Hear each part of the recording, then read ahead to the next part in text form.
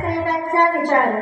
कधी एखादा असा व्यक्तिमत्व जन्माला येतो जो स्वतःसाठी नव्हे तर संपूर्ण विश्वासाठी जगतो.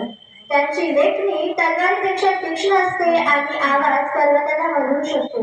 अशा महामानवाचं नाव भारतरत्न, संविधान शिल्पकार आणि मानवतेचा सम्राट डॉक्टर बाबासाहेब आंबेडकर. नमस्कार, माझे नाव त्रिशा अनिल कावले. आज डॉक्टर बाबासाहेब आंबेडकर यांच्या जीवनावरती प्रकाश टाकायला मी तुमच्या समक्ष उभी आहे. लक्षात आहे का तो प्रसंग? लहान भीमराव पाण्यासाठी उभे, पण पाणी उरणारं कोणी नाही म्हणून तहान त्यांच्या सोबत उभी होती. त्या तहानेनं त्यांना तोडलं नाही, त्या तहानेनं त्यांना इतिहास घडवलं. त्यांच्या प्रवासाला मी संघर्ष मानत नाही, कारण संघर्ष हे सामान्यचं शस्त्र आहे. ते तर वादळांशी लढले आणि स्वतः वादळ बनले. त्यांनी संविधान लिहिताना शाईचा वापर केला, परंतु त्या शाईमधून वाहत होतं समानतेचं स्वप्न, स्वाभिमानाचा गर्व आणि न्यायाची आग.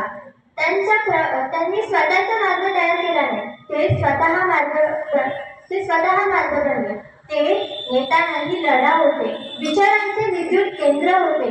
डॉक्टर बाबासाहेब आंबेडकर आजही जिवंत आहेत. हो, आजही जिवंत आहेत. ते जिथे पुतळ्यात नाही, ते पुस्तकातही नाही, ते जिवंत आहे त्या न्याय मागणाऱ्या प्रत्येक आवाजात. धन्यवाद.